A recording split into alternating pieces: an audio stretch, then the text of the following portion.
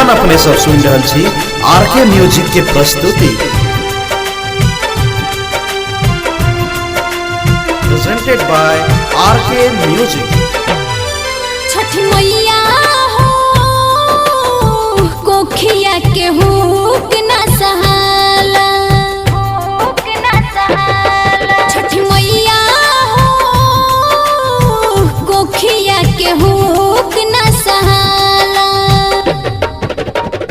जिंदगी जहान भइल दुखल महार भइल तन मार सारा जमाना।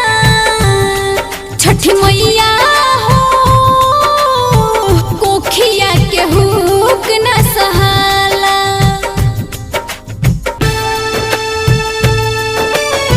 एखन अपने सब सुन रहल छी आरके म्यूजिक के प्रस्तुति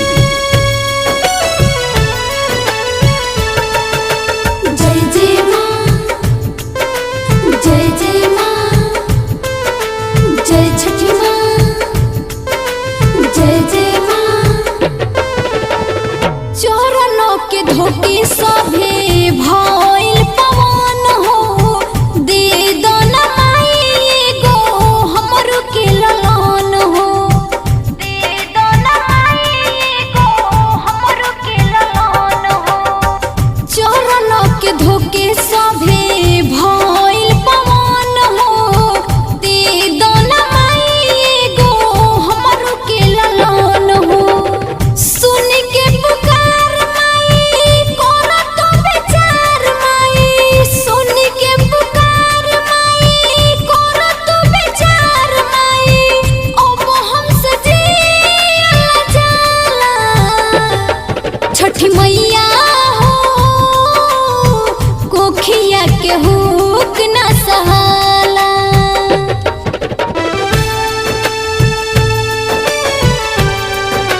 एखन अपने सब सुन रहल छी आरके म्यूजिक के प्रस्तुति